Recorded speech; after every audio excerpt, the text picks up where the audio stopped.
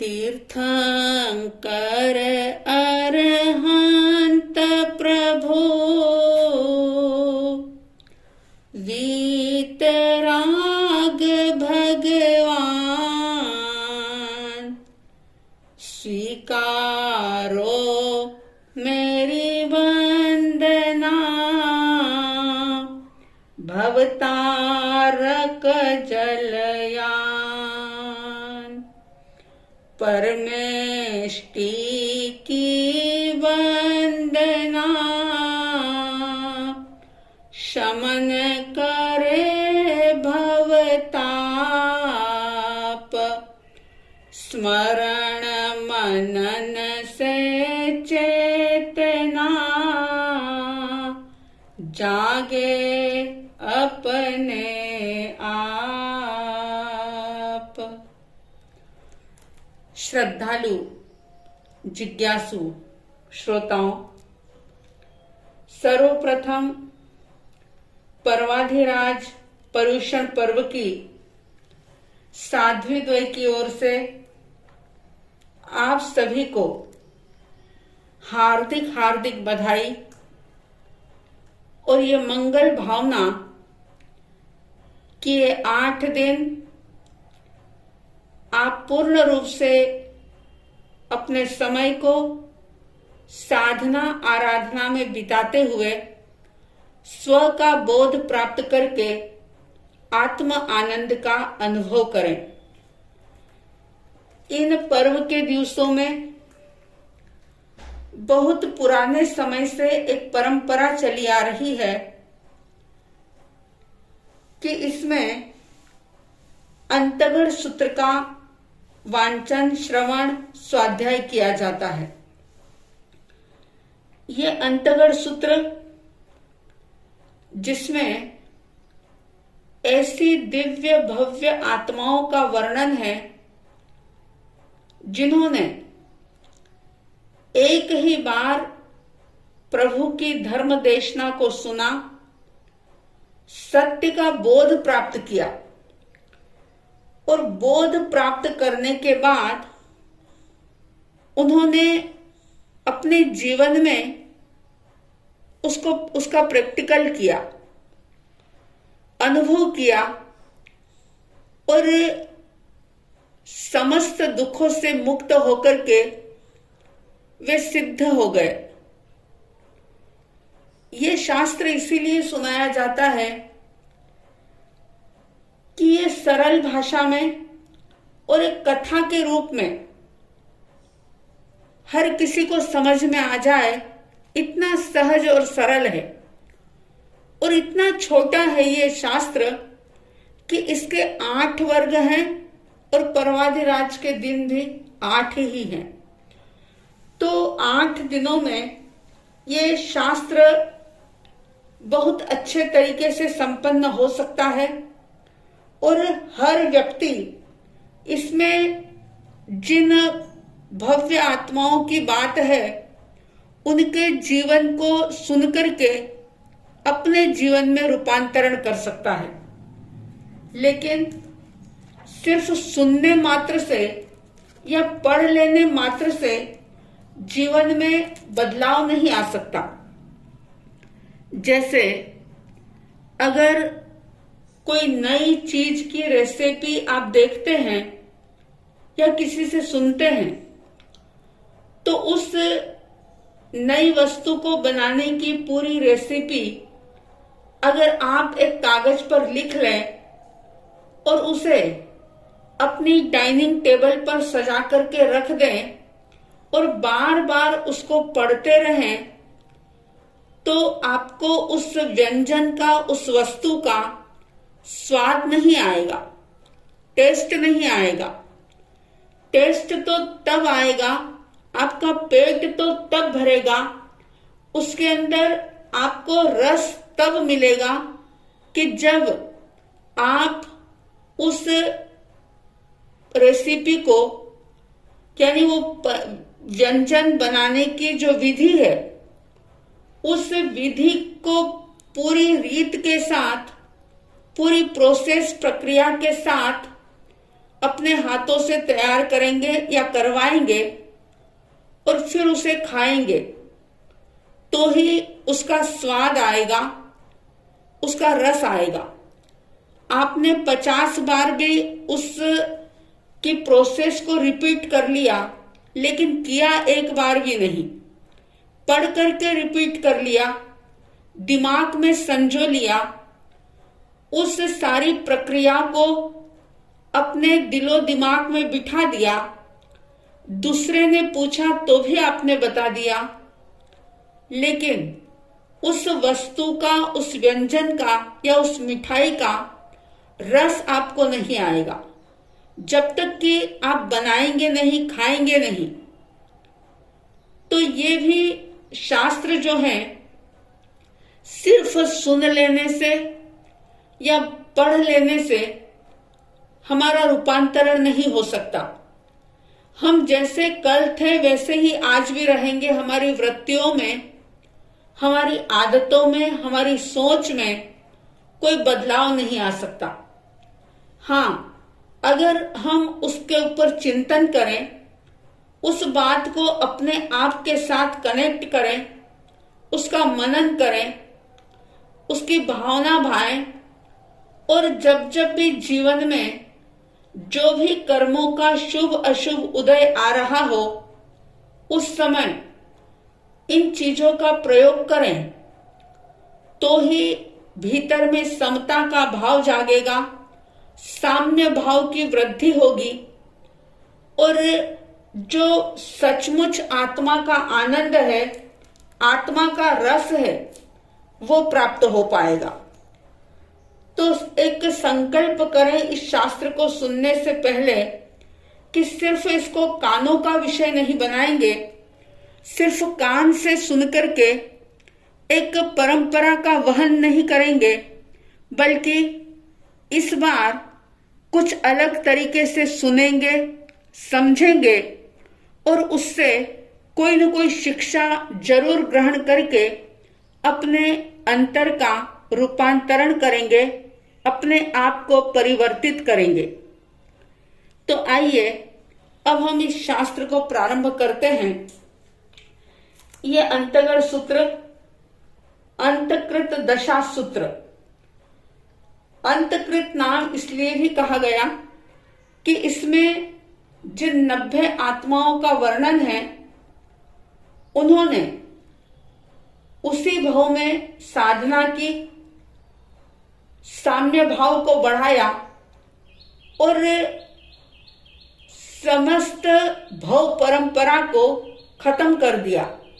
जन्म मरण के दुखों से वे पूर्णतया मुक्त हो गए, मोक्ष को प्राप्त कर लिया। इसलिए इस सूत्र का नाम है अंतगण दशा सूत्र। अब ये बात जो है वो चौथे आरे की है। जैसे कि 12 आरे होते हैं, 6 अवसर्पिणी काल के और 6 उत्सर्पिणी काल के। तो ये अभी जैसे अवसर्पिणी काल चल रहा है, तो इसी अवसर्पिणी काल के चौथे आरे में जब अरिष्टनेमी भगवान इस धरती पर विराजमान थे, धर्म देशना की अमृत गंगा बहा रहे थे, उस समय की ये बात है। और सुधर्मा स्वामी जी जो परमात्मा महावीर के पंचम गणधर हुए और सुधर्मा स्वामी के शिष्य थे जम्बू स्वामी, तो जम्बू स्वामी जी ने सुधर्मा स्वामी जी से पूछा और सुधर्मा स्वामी जी ने जम्बू स्वामी जी की जिज्ञासा को शांत किया। उन्हें जो भी उन्होंने पूछा प्रभु वाणी के विषय में, वो बात सुधर्मा स्वामी जी ने जम्बू स्वामी जी को बताई और हमारे पूर्व आचार्यों ने हम पर अनहद उपकार किया कि अल्प साधनों के बीच रह करके भी उन्होंने प्रभु की वाणी को लिपिबद्ध किया।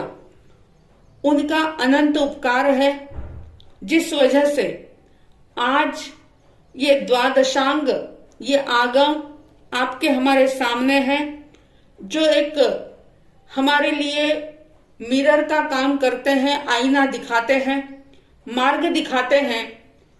लक्ष्य हमें अपना बनाना होगा और उस मार्ग पर चलना होगा। तो सुधर्मा स्वामी जी से जम्बू स्वामी जी ने जब इस अंतकृत दशा सूत्र के पहले वर्ग के बारे में पूछा, पहले वर्ग के पहले अध्ययन में सुधर्मा स्वामी जी कहते हैं कि एक समय था जब द्वारिका नाम की नगरी थी। उस द्वारिका नगरी के अंदर श्री कृष्ण वासुदेव राजा राज कर रहे थे। बहुत ही विस्तृत वर्णन है द्वारिका नगरी का भी, वहां रहने वाले लोगों का भी।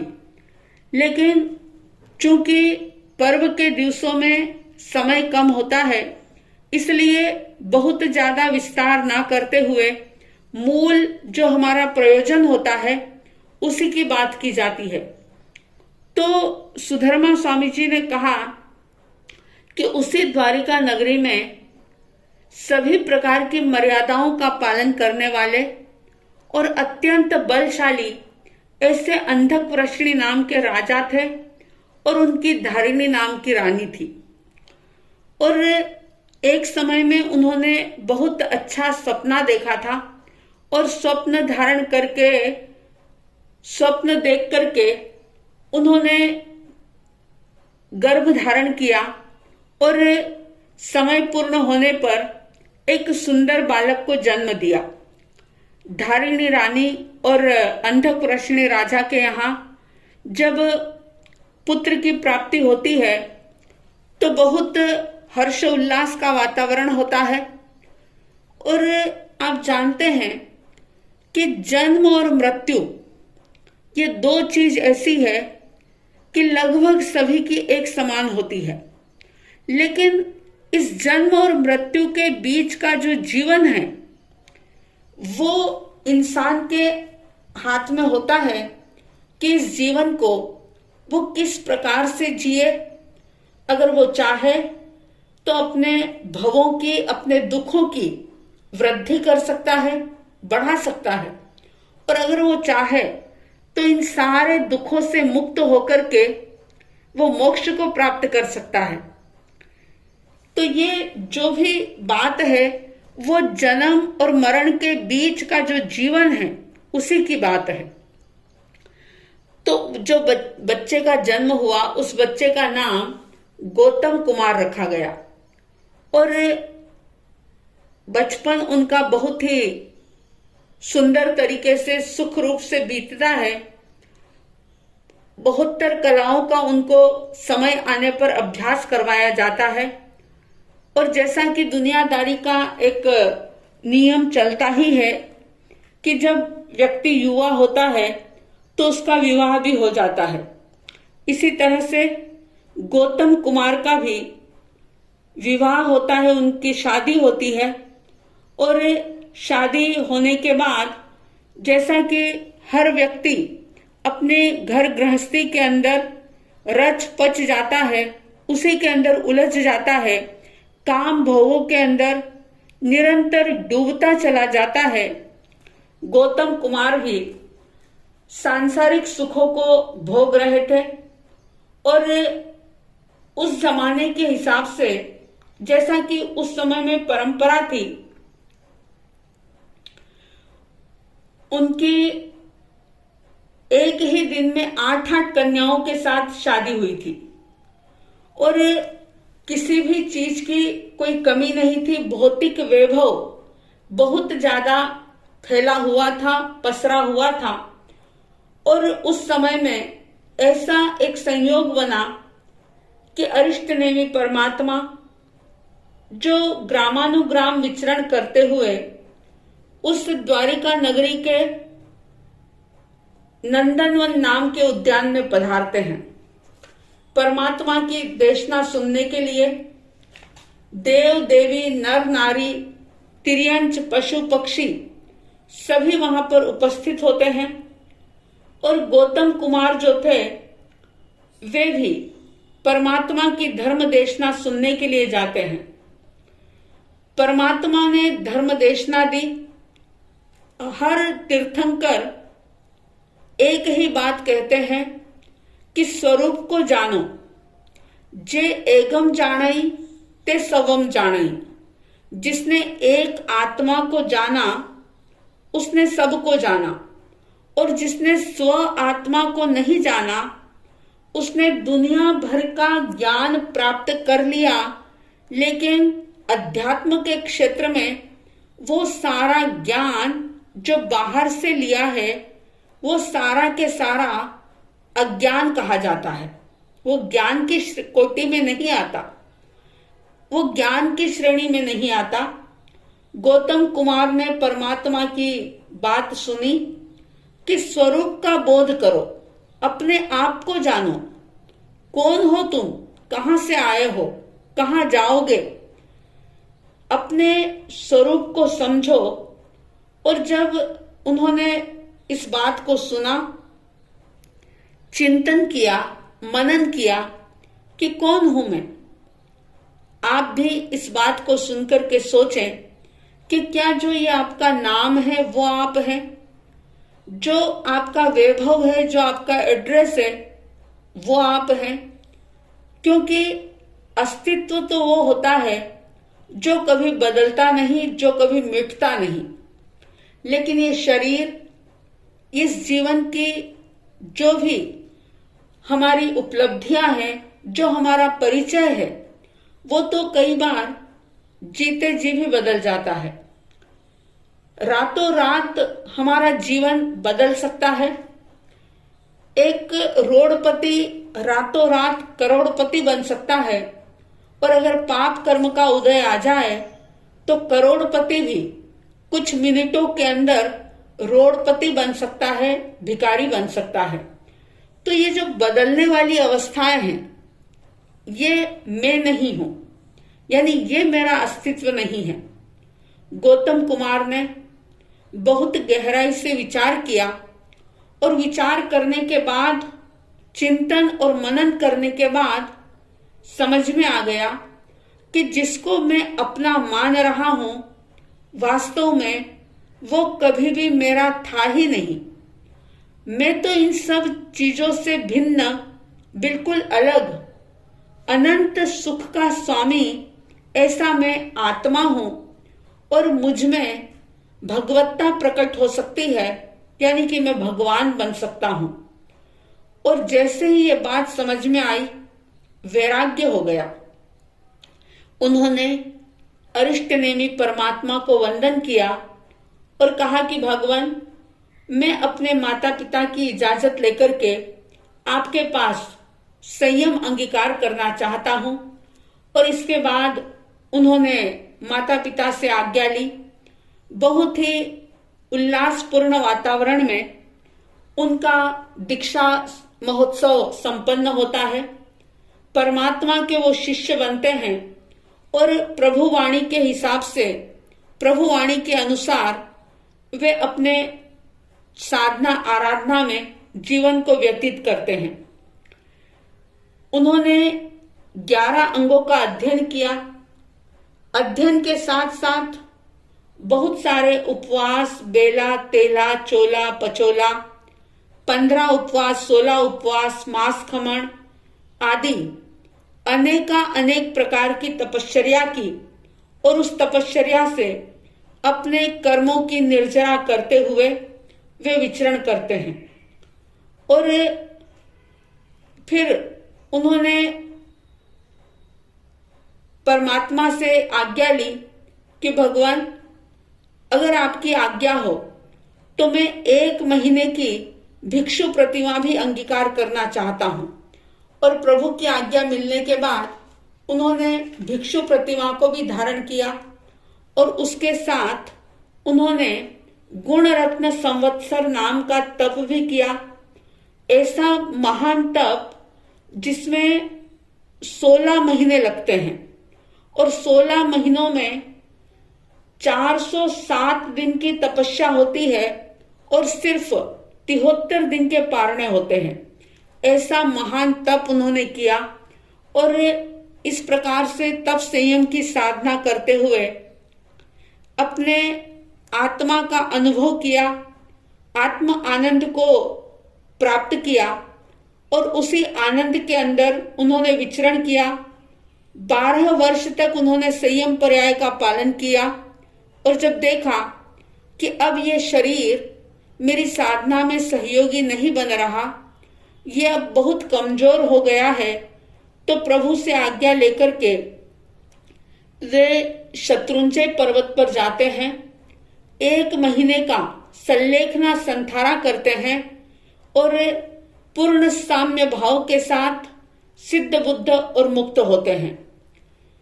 इसी तरह से इसी वर्ग में और भी कुमारों का वर्णन है, जिसका नाम है समुद्र कुमार, सागर कुमार, गंभीर कुमार, स्तमित कुमार, अचल कुमार, कंपिल कुमार, अक्षोभ कुमार, प्रसेनजित कुमार और विष्णु कुमार। इस प्रकार से ये टोटल 10 अध्ययन इस प्रथम वर्ग के अंदर प्रभु ने फरमाए। ये जो मैंने अभी 9 नाम बताए, ये सब भी द्वारिका नगरी के ही निवासी थे। इनके भी पिता अंधक प्रश्नी थे, इनकी माता का नाम भी धारिणी था, यानी कि गौतम कुमार के ही ये सब सगे भाई थे।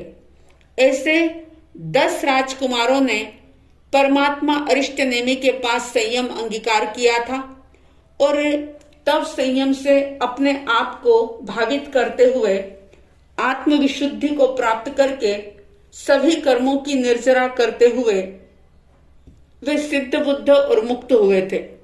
इस प्रकार से इस प्रथम वर्ग के 10 अध्ययनों के साथ साथ ये प्रथम वर्ग संपन्न होता है। इस प्रथम वर्ग के गौतम कुमार आदि राजकुमारों का वर्णन सुनकर के विचार करें कि उन्होंने जिस तरीके से एक ही बार प्रभु की वाणी को सुना और आमूल चूल परिवर्तन कर लिया अपने आप में, अपने लक्ष्य को बनाया। सिर्फ लक्ष्य को बनाया नहीं बल्कि लक्ष्य को पाया भी।